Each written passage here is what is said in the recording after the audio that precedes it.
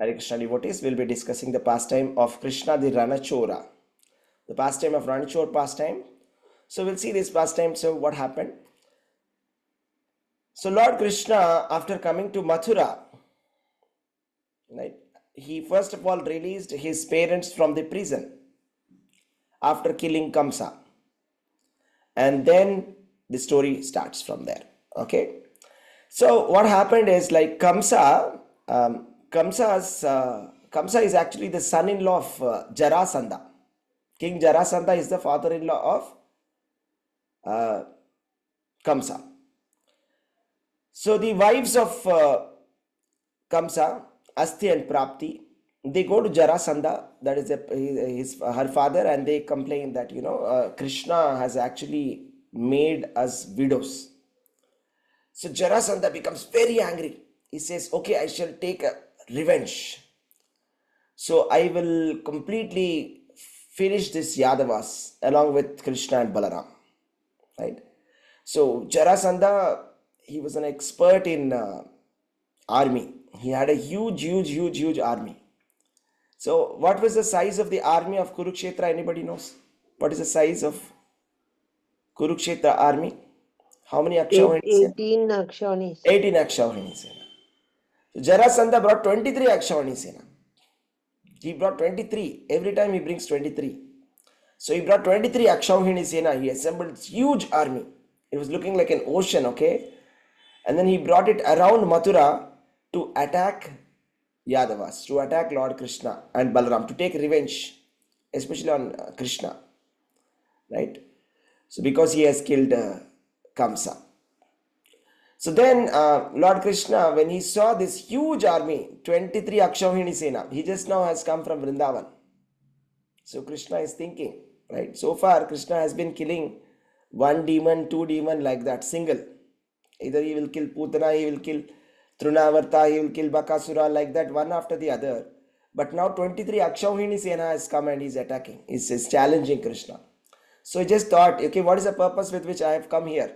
The purpose is to reduce the burden on the earth. That was the original purpose why Kṛṣṇa had come. So he said, okay, I shall destroy this Jarasandha's army. Right? And he thought so. And he said, okay, that's the purpose of my present incarnation. Paritranaya sadhuna vinashaya dushkritam. To relieve the earth of its burden and protect the pious people and kill the impious people. Right? And then he says, Dharma samsthapanarthaya sambhavami yuge yuge. So every time he will be coming again and again. So whenever it's necessary, he comes again and again for the sake of re-establishing Dharma. Right? So Kṛṣṇa, with his meditation, he brought all his chariots. Suddenly 2 chariots descended from the sky. Okay, and the drivers also were there in that sky, from that chariot. All his divine weapons, Kṛṣṇa's weapons, Balaram's weapon also spontaneously appeared from the sky. Because from now on, Kṛṣṇa is going to fight with his weapons. So far, like with Kamsa also, he did not use any kind of armor or any kind of formal, weapon things like that. Right? So now he has got all his weapons, right, from the spiritual world. So then he tells to Balaram, okay, now it's time, my dear brother. I brought all our weapons, my weapons, your weapons, and the purpose for which we have taken birth is the time to execute that. Okay, so now let us reduce the burden of 23 Akshauhini Sena. 23 Akshauhini Sena. And then Kṛṣṇa and Balaram, they were face to face with Jarasandha. Okay, and then they fought. Right, they fought. So Jarasandha, he shouted at Kṛṣṇa. He said, oh Kṛṣṇa, you are such a lowest of persons. I just don't want to fight with you. Get out from here. I don't want to fight with you. It's such a shame to fight with such a small boy. You're such a small boy. And you always keep yourself hidden. And you ran off from Mathura. And you were hiding inside Vrindavan for so long. And you have murdered your relatives. You are a murderer of relatives. I don't want to fight with you. Okay, I'll fight with Balaram. Balaram, try to fight with me, okay? If you think you can fight, you should fight with me, he says. And then he says, either you give up your body when I cut it into pieces with my arrows, or and attain heaven, or you kill me, like that. Actually, here, you see, the acharyas say that, somehow he had a doubt that Balram's body is eternal, that Balram's body cannot be broken. That's why he said, either you kill me or I'll kill you, like that.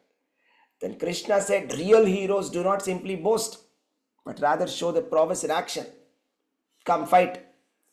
Then they started the fight.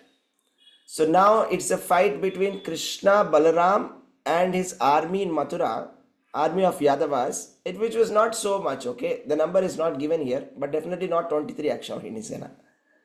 It was much smaller than that. Now it is between them and the 23 Akshauhini Sena of Jarasandha. Let's see what happens. So there was a huge battle. And it was almost like a torrential rain of arrows, because Krishna started to use his bow. Okay, the divine bow of Krishna or Vishnu is called Saranga. That's why Krishna is called Saranga Dhanva. Okay, he uses Saranga Dhanva, Dhanush, and he started to send some kind of a torrential rain of arrows. And by shooting such kind of arrows, he killed all the entire army of Jarasandha. Everybody. And it was a very, very ghastly scene to see. Actually, it is described in Srimad Bhagavatam when Krishna killed this 23 Akshauhini Sena along with all the horses, along with all the elephants. Right? It was looking as if there was a stream of blood which was going on. It was looking as if it's like a river. Okay, there's a stream of blood with, heads and hands and, you see, horses and elephants floating on that blood. So it was so ghastly scenario to see. So then actually there's a nice comment there which says that, you see, this is not something very extraordinary for Krishna to perform. Just think about it. You see, Krishna, he orchestrates the Srishti, Sthiti and Laya, creation, maintenance and destruction. So when the creation of the universe happens, there are 14 planetary systems that come out of him, not just one, innumerable, infinite, right? So infinite, Andani, so there are so many different kind of Brahmandas that come out of him, right? So, and when he is destroying them, when the entire destruction of the entire Brahmanda happens, the entire universe burns like a fireball and all the living entities will be dead. It's not even 23 Akshoni or something. It's like much bigger number. So he's the creation, maintenance and destruction is done by Krishna only. He has got unlimited spiritual qualities. It is not at all amazing that he could just simply subdue 23 Akshauhini Sena. Right? So the thing is, but still, because Krishna is now imitating human behavior, Krishna has come as a human being, like Krishna, like the Supreme Personality, son of Devaki Putra. So Vasudeva, the son of Vasudeva and Devaki has come as a human being here. He is imitating human. He is imitating human. He is not a human being. He is imitating it. Therefore, these are pastimes that sages will glorify. That wow, wonderful. Krishna has killed 23 Akshauhini Sena. So this is the tattva that we have to understand before we proceed into the story. That Krishna is not a human being. Because anybody who thinks that Krishna is a human being, Krishna says, Avajananti mam muda manushim tanumasrita. If anybody thinks that, okay, here is Krishna, a human being, is called as muda. Krishna is saying, Param bhava majananto mamabhuta maheshwaram. That means he doesn't understand the higher truth. The higher truth is Krishna is a supreme personality of Godhead. He has no birth, no death. But he takes these different kind of transcendental births, janma karma cha me divyam, okay, for the sake of relieving the burden of the earth, for the sake of establishing religion, for the sake of punishing the impious, and for the sake of delivering the pious. So that's a pastime. You see, this is all a pastime. Let's understand that. Let's go ahead with the story. Then what happened? Okay, everybody is dead except Jarasandha. Jarasandha is caught. So Balrama was about to tie Jarasandha with the help of Varuna Pasha, right? But at that time, Lord Krishna said, no, leave him. At that time, he said, leave him. Then Balrama was surprised. Balrama asked, why do you want to leave him? This person is so dangerous. If we leave him, he'll bring more people again and he will fight again. Then Krishna said, that's what exactly I want. That's what I want. I want him to go now and again bring the army so that I'll kill all of them. So that he will assemble, every time he will assemble all the demons, and the next set of demons will come and I will destroy them. You see, it's a nice strategy. Krishna doesn't have to go, looking for all of these people. Simple. So everybody who comes to fight against Krishna, they are demons. Vishnu Bhakta Bhavet Deva Asura Viparyataha. So those who are the demons are, they have a characteristic that they are enemies of Krishna. They are enemies of Vishnu. So it's simple. If we just let Jarasandha leave from here, he's going to collect again all the 23, again one more round of 23 Akshauhini Sena, and we just have to fight them and kill them. Finished. So Jarasandha was released, but it is not a very glorious thing for a king to be released like that. So Jarasandha was very sad. He wanted to, do tapasya and become a sannyasi, give up vanaprastha. He got so frustrated because all his army was finished, but he was not killed. I mean, it's such a shame that the opposite party has left him, not even killed him also. Either if you have killed him also, he would not have felt so bad. But he's a Kshatriya and he has been left. Okay, said, okay, you go. I'm just leaving you, get out. So he felt very shameful and he wanted to go to the forest, but then he was stopped by the other kings and said, Jarasandha, don't go. You see, you losing this battle, right, and you being sent away like this shamefully, this is all karma. It's all your past karma. That's it. So don't worry about that. Okay, be optimistic. Go and fight again. Go. So then Jarasandha became very enthusiastic and he came again with 23 Akshauhini Sena and attacked Krishna, Balaram and the Yadavas. And the same result. Krishna kills all the 23 Akshauhini Senas, right? And is Jarasandha killed this time? No. Jarasandha again let like that, shamefully goes back. Again, 23 Akshauhini Sena. Again left. Like that, 17 times. 17 multiplied by 23 is 391 Akshauhini Sena.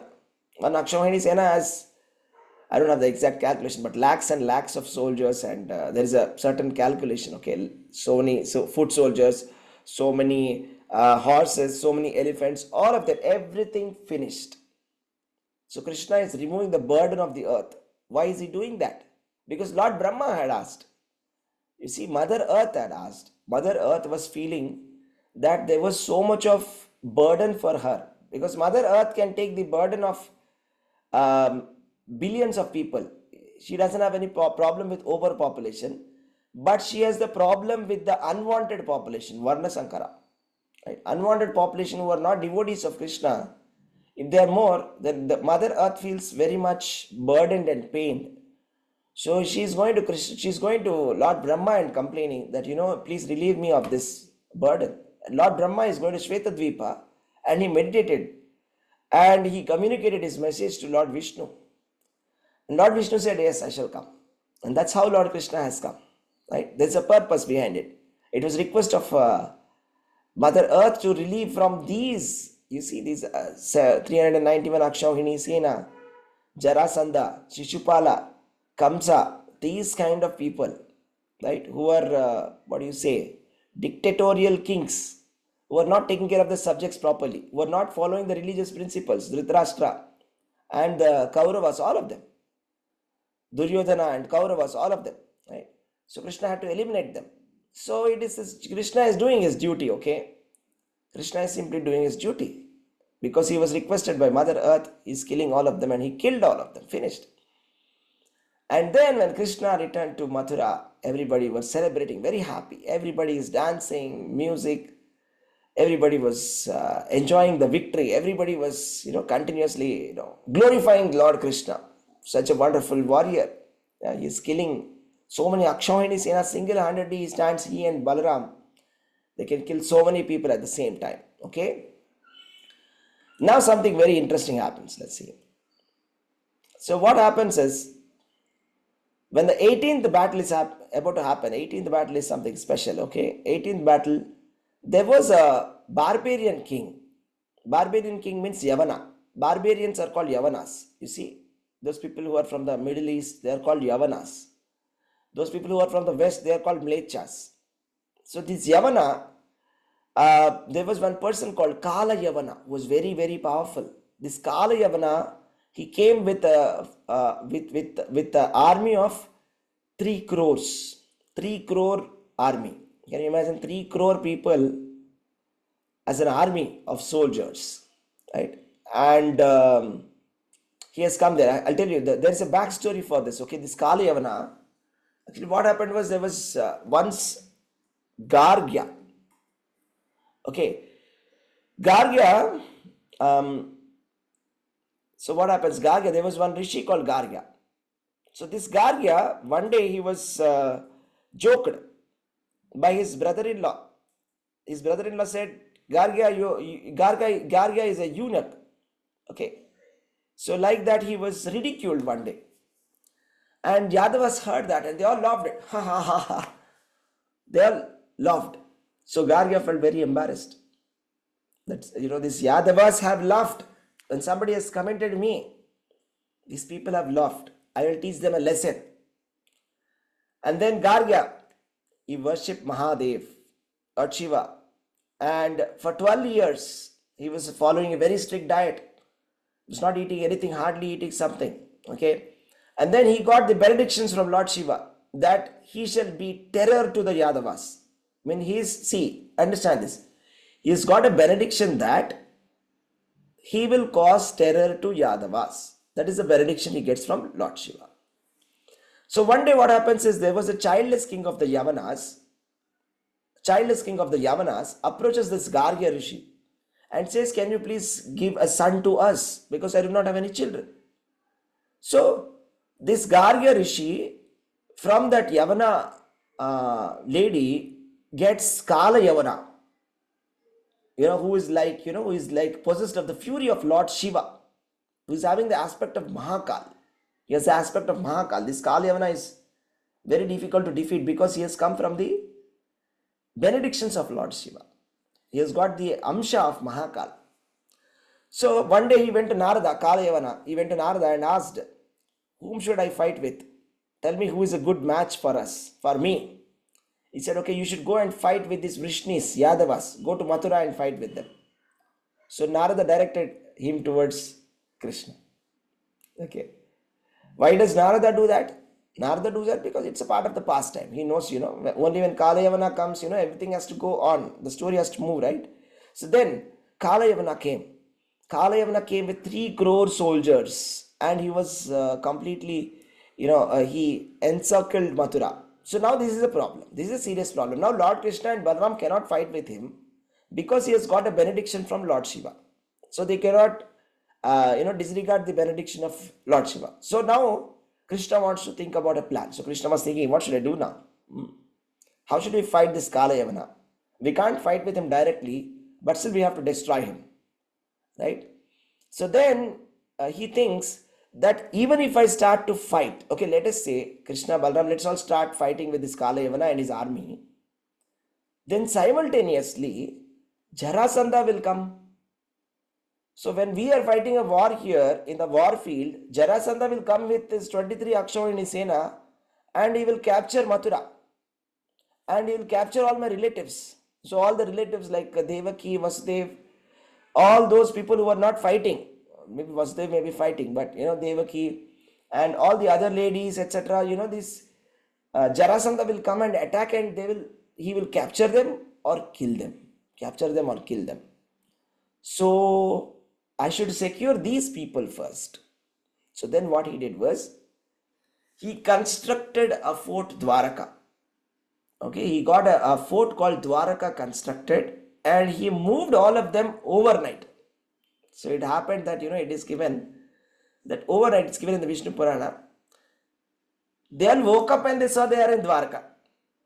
So Dwaraka is like a beautiful city.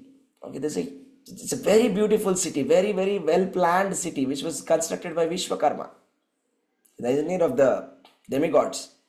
Very beautiful, has parks, has got lanes, and very nice towers, and very beautiful gardens, right? And very nicely decorated with watchtowers.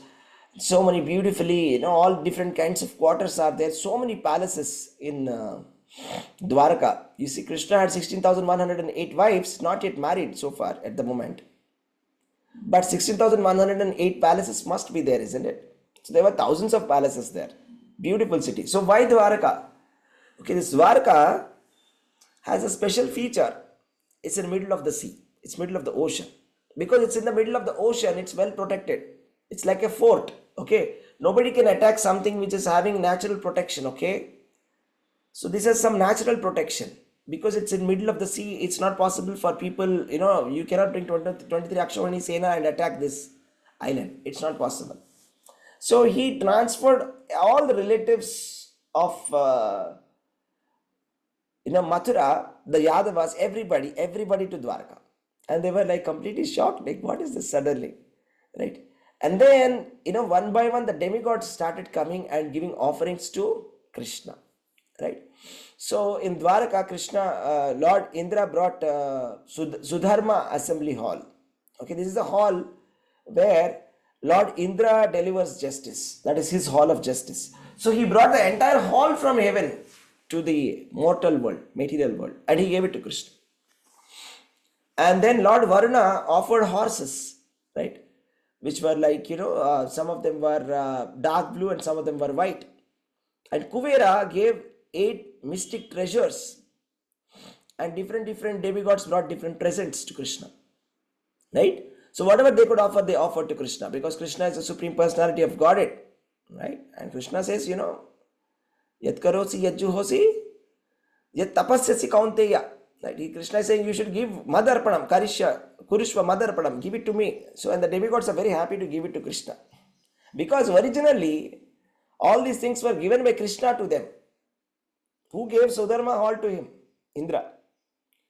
It is Lord Krishna, that is Lord Vishnu has given it. Now, under Lord Vishnu's protection, the demigods are able to continue their rule. The moment Vishnu stops protection, they are finished. Right. So it is Krishna only who has given. Originally, all these royal emblems, symbols, everything has given by Krishna. So they have given it to Krishna because he is the original king. Krishna is the original king. Like that. And yeah, back to the story now. So all of this happened in a very short time. I mean, this is unbelievable. I mean, for us, it's difficult to imagine. How is it possible that, Kalayavana is coming to attack, and in such a short time, I don't know how many days he took to come and attack. In the meantime, Krishna got the Dwaraka constructed and completely moved everybody. In the sleep, in the night, all the citizens, everybody from Mathura were transported to Dwaraka. And when they were awake, they were amazed to see their wife, their children, everybody were in palaces made of gold. Like that. So this is amazing to understand. Very quickly, Krishna did that. Let's see what happens next. And Kalayavana came to Mathura finally, and then Krishna came back to Mathura. Single person. Only Krishna and Balaram came back to. First, only Krishna came actually. Only Krishna came. He told Balaram, just stay in the Mathura. Okay, just stay in Mathura, and I will tackle this Kalayavana. Right? And when Kalayavana saw Krishna, he was matching exactly just like how Narada described.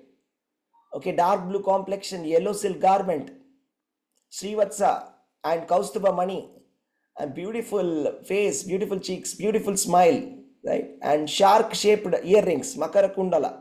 Oh, this person is Krishna. Narada explained, yes, he is Krishna. And Vanamala, okay, he's wearing, forest flowers. His eyes are like lotuses, Kamala Nayana, extremely handsome. And he was not having any arms at all. He did not come with any weapons. He came from Dwarka. He was looking very beautiful, and he did not even wear any kind of arms, nothing, no weapons, nothing. He just came like that. And Kalayavana was surprised. What should I do now? How can I fight with this person? So as per the Vedic warfare, when you're fighting with the opponent, you should have the same kind of weapons. But here Krishna is not having any weapons at all. What should I do? So he thought, okay, if he doesn't have any weapons, I will also not have any weapons. Let's do hand fight. Okay, let's do a hand fight. And then he starts running. Okay, then Kṛṣṇa starts running. Kṛṣṇa is running, and Kalayavana thought, I'm going to catch you, I'm going to catch you. And Kṛṣṇa was just very near to Kalayavana, always running so near that Kalayavana thought that now just I'm going to catch him in another next 1 minute. I'm so near. Don't run, don't run. He was shouting, don't run, don't run. And then he started shouting at him, how can you run like this? You're born in the Yadu dynasty and you're running like this. It's so shameful. Stop, stop. He's shouting like that, but Kṛṣṇa is not listening. He ran. And then he went inside a cave. Kṛṣṇa went inside a cave. Kalayavana entered into the cave. Right? Inside that cave, he saw one person who was sleeping there. And then he thought, this is only Kṛṣṇa. First he thought, Arey, first you made me run so far, and now you are sleeping like a nice saint. Huh? He said, get up. And he hardly kicked that person who was sleeping. That was not Kṛṣṇa, that was Muchukunda. Actually, Muchukunda was a king who got benediction from the demigods that he can sleep for a long time. Because Muchukunda, he was fighting on behalf of the demigods for a long time. For such a long time that all his family, everything finished. Okay, because when you go to the demigod planet, the time of demigod planet and the time of human planet is different. So like that, Muchukunda did a lot of service to the demigods. So the demigods, the chief of the demigods, the commander-in-chief of demigods, Kartikeya said, Muchukunda, ask for any benediction.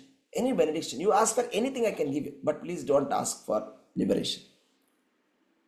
Please don't ask for liberation. You can ask anything, any material benediction I'll give you. Because liberation only Lord Vishnu can give.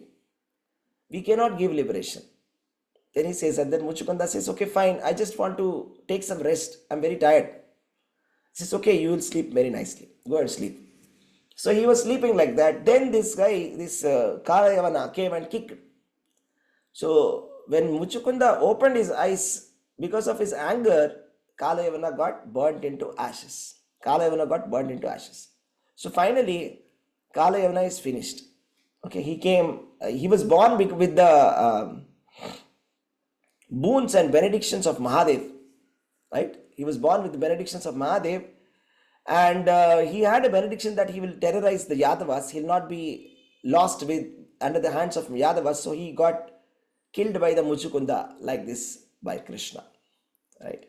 So Kṛṣṇa, he speaks to Muchukunda for some time, and Muchukunda, you see, he praises Lord Kṛṣṇa, gives a lot of prayers, and then Kṛṣṇa gives him benedictions that he will always remember him, and then he will say, okay, next life you will be born as a Brahmana, and for now you just always remember me and do tapasya. Okay? And next lifetime you will go back to Godhead. Like that, Kṛṣṇa gave him blessings, and then Kṛṣṇa went ahead. Now let's see what happens. Something very interesting happens here. So what happens here is Kṛṣṇa returns to Mathura now. Okay, now what happened is Kṛṣṇa came to Mathura. Kalayavana is killed, but his army is still there.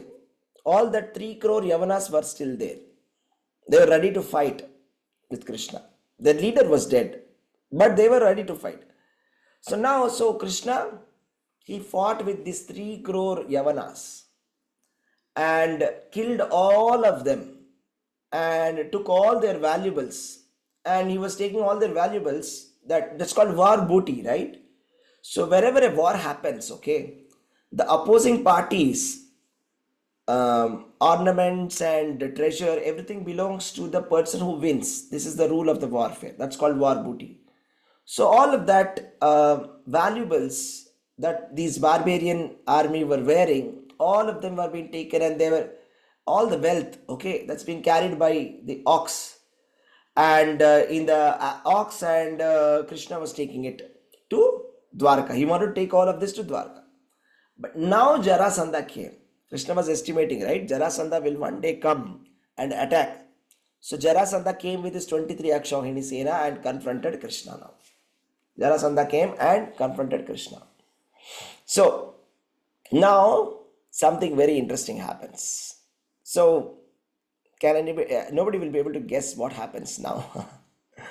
Any guesses what will happen? Hare Krishna.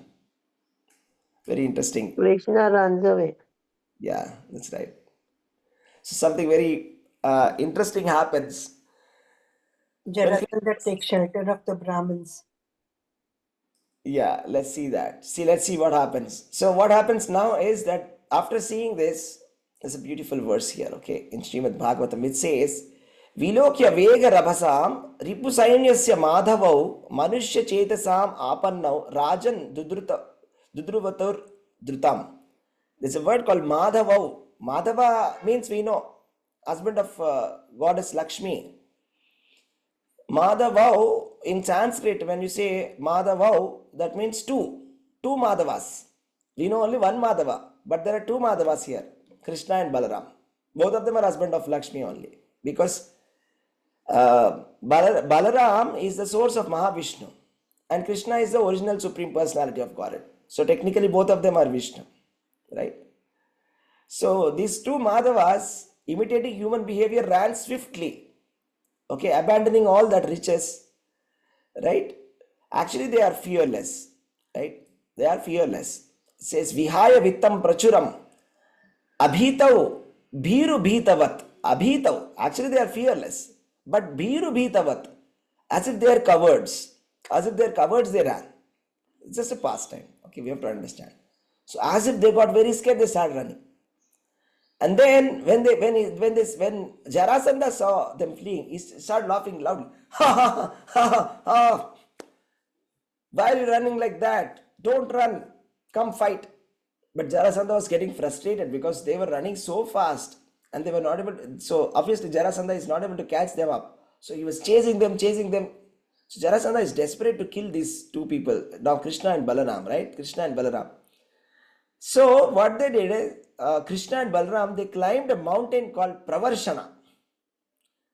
And they climbed that mountain. So Jarasandha was wondering, what should I do now? They're climbing the mountain. Now should I climb the mountain or should I wait here? What should I do? Then he came up with a plan. He thought, okay, who will climb this mountain and find him? It's such a big headache. Okay, let's do one thing. Let me put this mountain on fire so that the entire mountain will be in ashes and Krishna and Balaram will die. So he was at the foot of that mountain, Pravarshana, and he sets fire to that mountain and he leaves it. And Krishna and Balaram were at the peak of that mountain. Okay, do you know what's the height of that mountain? It is 11 yojanas. 11 yojanas translates to approximately 88 miles. 88 miles, just to put it in perspective, Mount Everest is 5.5 miles. It's 18 times more bigger than Mount Everest. Don't ask me where is this Pravarshana. I have no clue where is this. Okay, so from that 88 miles, Krishna and Balaram jump from such a height. Okay, these are all pastimes, such a beautiful pastime. See, Krishna and Balaram first ran, they climbed the mountain and they jumped from the mountain. The height of 88 miles, that is 18 times the height of Mount Everest. And safe landing, nothing happens to them. They're Krishna and Balaram, right? The Supreme Personality of Godhead, both of them. So then Jarasandha thought, okay, Krishna and Balaram are finished. Then he took all his military army and he went back to his Magadha kingdom. He thought, okay, my work is done. Jarasandha will be dealt later, okay? You know who kills Jarasandha, right? Who kills Jarasandha later? Bhima. Bhima kills Jarasandha. Later, Bhima kills Jarasandha. Jarasandha has got a different kind of a style of killing him. He's supposed to be separated, right? Two parts of his body must be separated. So Krishna is going to let Bhima kill Jarasandha. But for now, Krishna has got rid of Jarasandha's problem, and he also transported from Mathura and completely moved to Dwarka. Right? So now is the question that what is happening? Krishna is running away from the war. It's so shameful, isn't it? Is it nice to run away from war? Right? It's not at all good. Okay, it's called. That's why he's called this, because of this pastime. Krishna is called Raṇacora, one who has left the battlefield. In Gujarat there is a temple called Raṇacora. Anybody went there? Raṇacora ji, they call Krishna is Raṇacora, and they keep that name also, Raṇacora. Right? So Krishna is known as Raṇacora. Raṇacora means somebody who has left the battlefield. Right?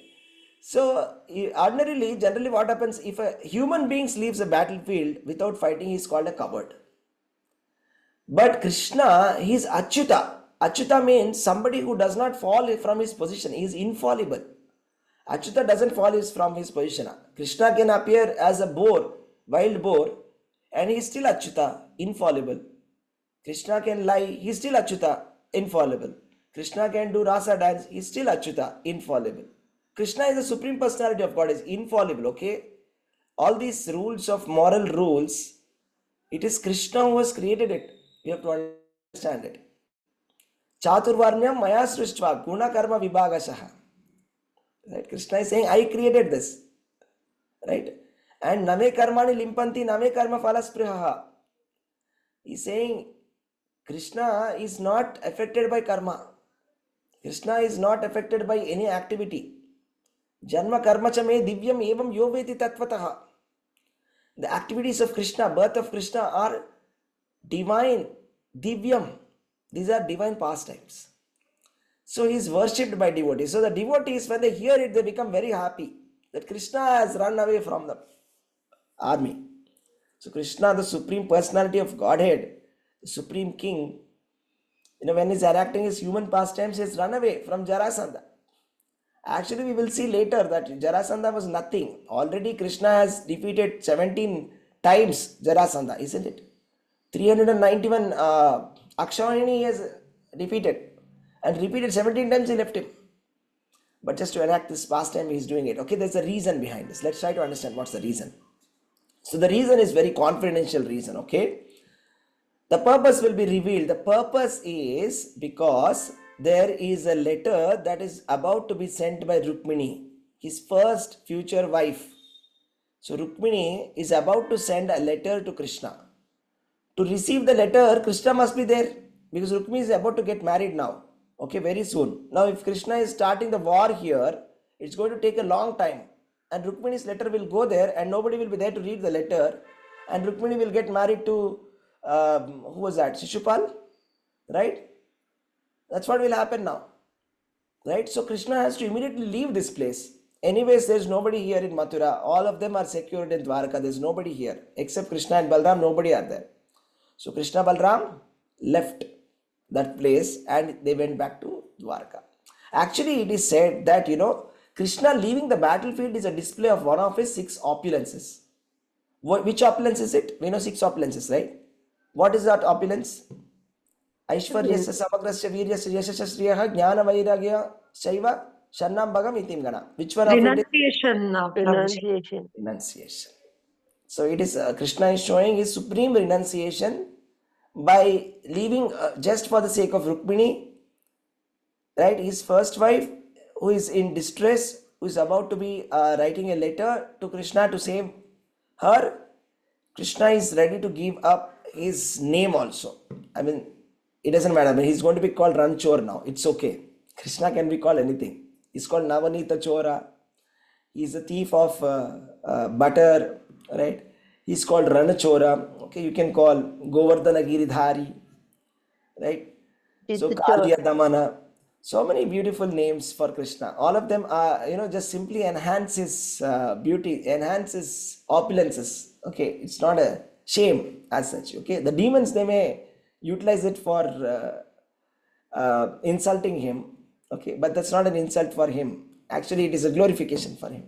Okay, so he's a supreme renouncer, right? Even when he could easily defeat the army of Jarasandha as he had done 17 times before, he left the battlefield to show his supreme opulence, renunciation, right? So that's what happens. So that's how they go back to Dwarka. So that's it. That's the pastime for today. Raṇacora pastime. So Raṇacora Bhagavan ki jai. Hare Krishna. Hare Krishna devotees. Any questions, or do you want to add something? Hare Krishna, Prabhu. Hare Krishna. So it was excellent message, and which we learned so many things new we heard today. That thank you very much, Prabhu, for the knowledge. Hare Krishna, Prabhu. Hare Krishna, Prabhuji. Dhanvat pranam. Hare Krishna. Dhanyavad pranams. Hare Krishna. Hare Krishna, Prabhuji. Thank you, Prabhuji.